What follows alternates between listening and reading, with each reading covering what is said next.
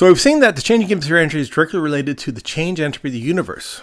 According to the second law of thermodynamics, for all spontaneous processes, change in entropy of the universe increases. Remember, spontaneous does not mean instantaneous, it means it occurs without any outside intervention.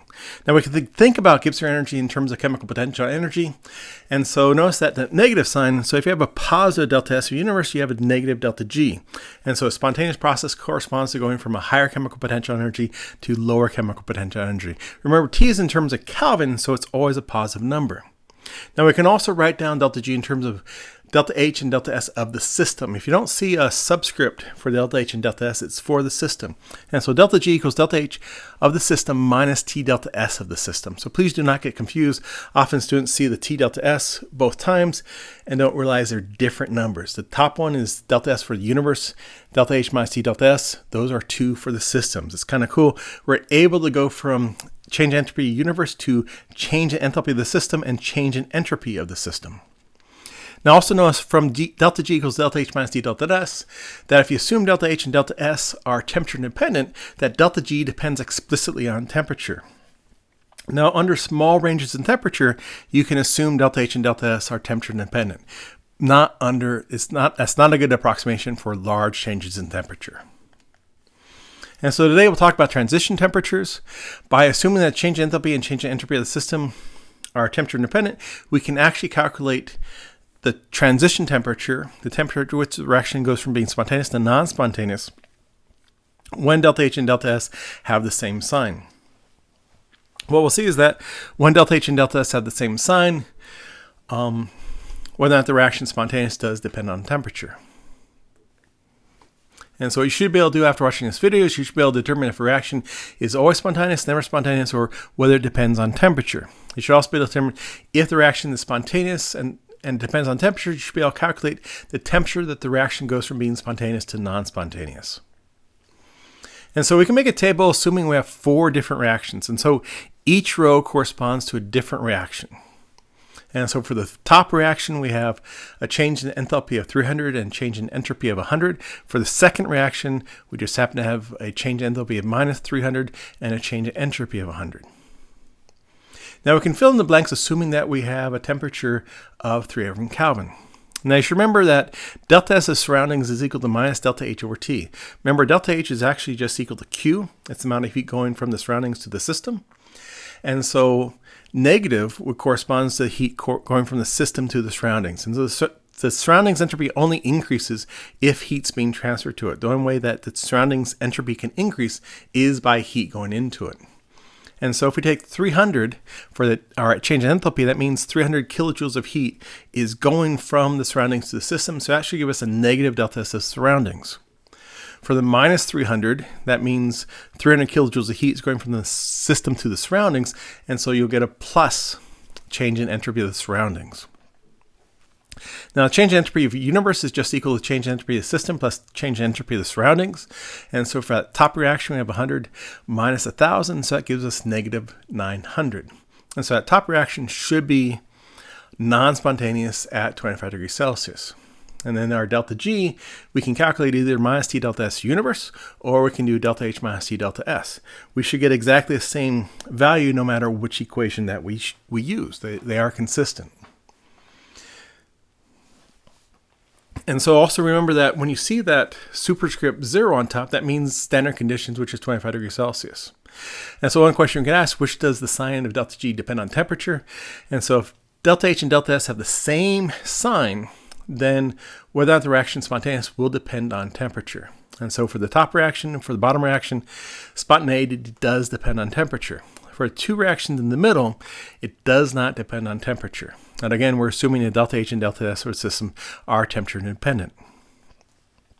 So which is spontaneous at 300 Kelvin, which is about 298, which is about 25 degrees Celsius. And so if we have that negative delta G, that would correspond to a spontaneous process. Again, negative delta G corresponds to a positive delta S universe. Also, if you can think about delta G in terms of chemical potential energy, negative means you're going from higher potential energy to lower potential energy. So which is spontaneous at all temperatures, assuming delta H and delta S are temperature independent. And so remember, if delta H and delta S of the system have the same sign, it depends on temperature. And so we look for delta G of negative. And so the second one has delta G negative, and delta H and delta S have different signs. And so that's going to be spontaneous at all temperatures. The last one has delta G of negative, but notice that delta H and delta S have the same sign, and so spontaneity will depend on temperature, which is non-spontaneous at all temperatures, assuming that delta H and delta S are temperature independent.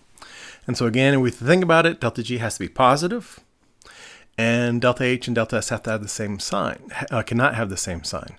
And so if we look at a third one, we see delta G is positive, and delta H and delta S of the system have different signs. And so that one will be non-spontaneous at all temperatures.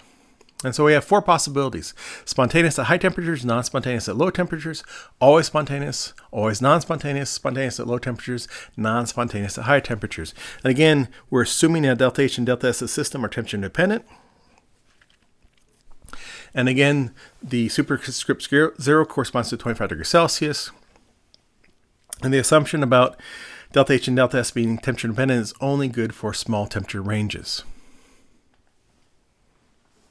It's also kind of cool if you think about this equation, delta G equals delta H minus D delta S. It tells you that enthalpy is more important at low temperatures, and entropy is more important at high temperatures because of that T term. And so delta G equals delta H minus D delta S. The reaction goes from being spontaneous to non-spontaneous when delta G equals 0. And so if we set delta G to 0, we can solve for T, and we get T equals delta H over delta S. And so T represents the transition temperature, the temperature to which the reaction goes from being spontaneous to non-spontaneous. And so we can ask ourselves, at what temperature does the following go from being spontaneous to non-spontaneous? We just plug it into the equation. Now again, we have to be very careful. Delta H is typically kilojoules per mole. Delta S is typically joules per mole Kelvin. And so we either have to change enthalpy to joules per mole or entropy to kilojoules per mole, like I did in this example. And so always watch your units. And so we see at 3000 Kelvin, that is the transition temperature. Now again, this probably isn't a very good approximation because under that wider temperature range, delta H and delta S will not be temperature independent. We can look at another example. And so in the following reaction, is it spontaneous or non-spontaneous? And so we're given delta H and delta S. And so since both delta H and delta S have the same sign, the spontaneity direction of the reaction depends on temperature. And so we can ask ourselves, at what temperature does the reaction go from being spontaneous to non-spontaneous?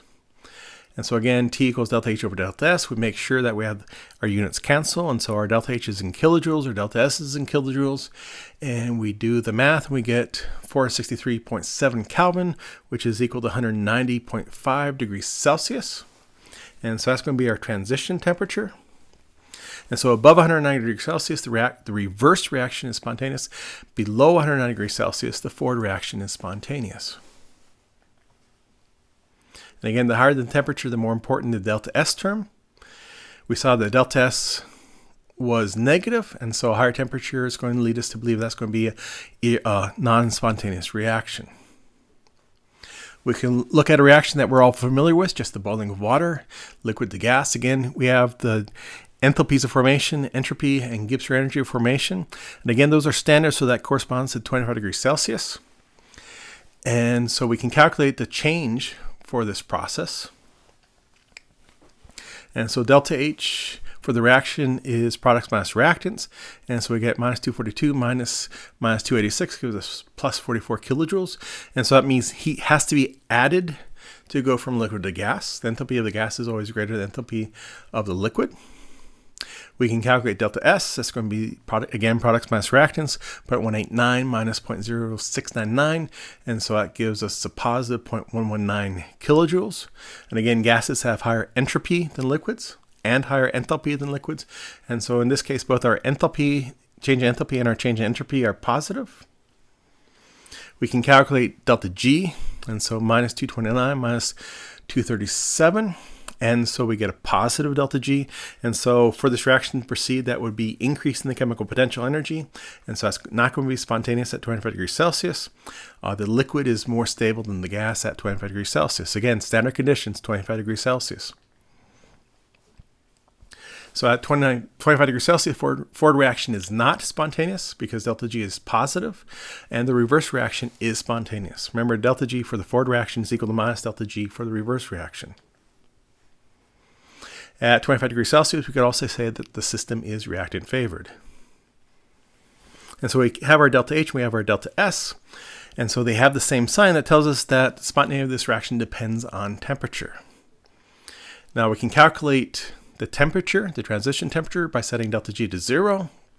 And so again, we have transition temperature equals delta H over delta S. And so 44 kilojoules over 0.119 kilojoules per Kelvin gives us 370 Kelvin, which is 97 degrees Celsius.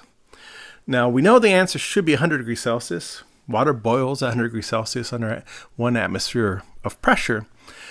But again, in this calculation, we're assuming delta H and delta S are temperature independent, which isn't always a good approximation. Here we have a change in temperature of about 75 degrees. And so under that temperature range, it's delta H and delta S are not temperature independent. They're a little bit off. They change a little bit. And that's why we calculate 97 degrees Celsius instead of 100 degrees Celsius. But still, it's pretty good considering we got these numbers from the table. And so below 97 degrees Celsius, the reverse reaction is spontaneous. Above, the forward reaction is spontaneous. And again, these 97 degrees Celsius should actually be 100 degrees Celsius. Again, because delta H and delta S does change a little bit with temperature. And so below 100 degrees Celsius, the reaction is reactant favored. Above 100 degrees Celsius, the reaction is product favored. The higher the temperature, the more important that delta S term. And so again, our delta S is positive.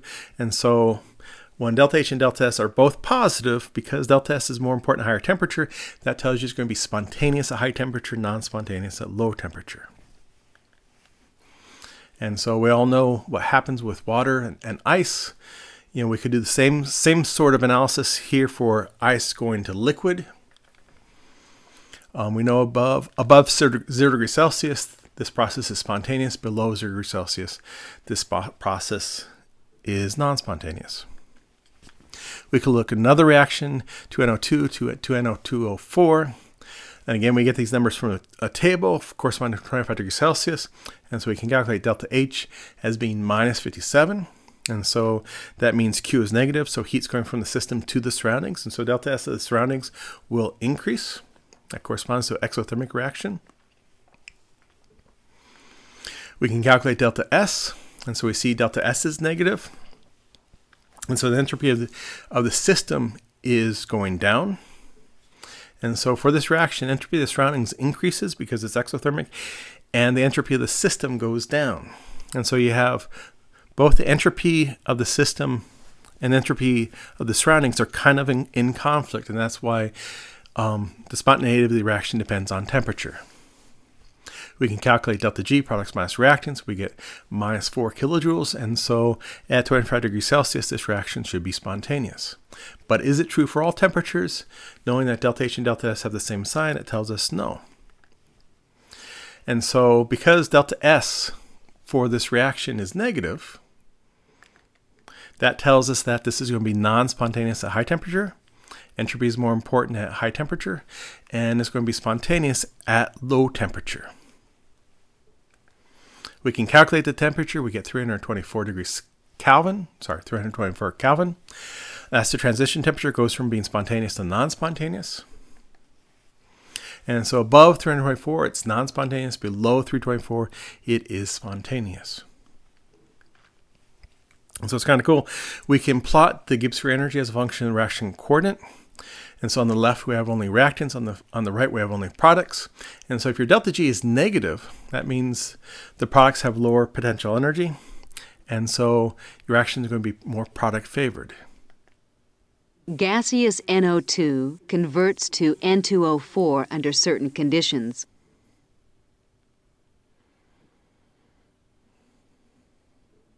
When the system is at a low temperature, equilibrium for the reaction is reached after a high percentage of the reactants have converted to product.